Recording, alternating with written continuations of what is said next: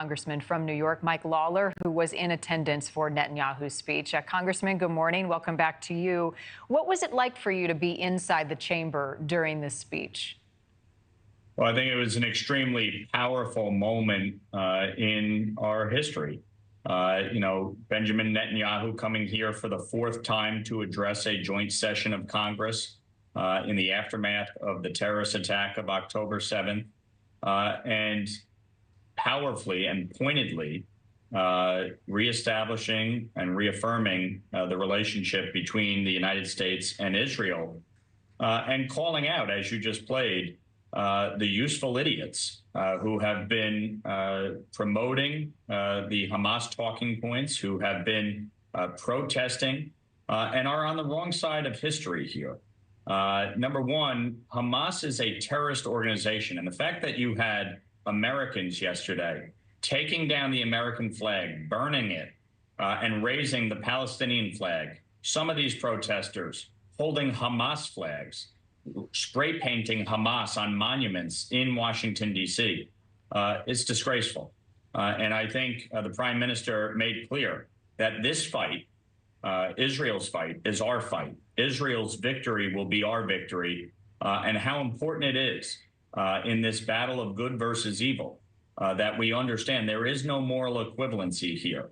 Israel is trying to defeat terrorists. Hamas targeted innocent women, children, babies, and is still holding 8 Americans hostage. The atrocities of that day, chilling and still seared in all of our memories as we watched the terror unfold. Some of your Democratic colleagues in Congress, however, have a different view. I know I saw one at least holding up a sign calling Netanyahu a war criminal. How did his speech and his appearance before a joint session of Congress push those conversations forward, if at all? Has it renewed some of the talks and the disagreement, but trying to come to an understanding about U.S. involvement moving forward? Look, from my vantage point, when the Prime Minister called the pro-Hamas agitators Iran's useful idiots, I loop in some of my colleagues because, frankly, they have been promulgating these talking points. They have been using Hamas's death toll count, for instance, despite the fact that Hamas puts innocent women and children in harm's way, uses them as human shields, don't differentiate between terrorists that are being killed and innocent civilians. Obviously, we would like to see this conflict come to an end, but the fastest way for that to occur is for Hamas to surrender and release the remaining hostages. Not once did you hear any of these protesters yesterday demanding that these hostages be released. Why? It speaks volumes to the absurdity of their claims. And as the Prime Minister pointed out, this is a war being prosecuted in an urban center, and they have taken great care and caution to limit the death toll in an urban center. And those that have studied urban warfare have said that Israel has taken great care. Israel has also allowed food and humanitarian aid to come through. As Prime Minister said, if it's not being delivered to innocent Palestinians, that is the result of Hamas seizing those resources, as they have done in the past.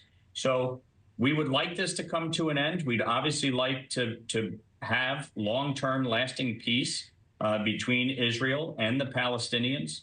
But it really does require a fundamental acceptance that Israel has a right to exist and it has a right to defend itself.